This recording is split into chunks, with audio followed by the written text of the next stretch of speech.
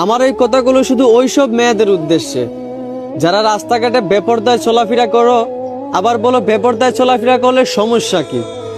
কথাগুলো খেয়াল করবেন। একদিন একটা মেয়ে মারা যাবার পর তাকে কবর দেওয়া হয়।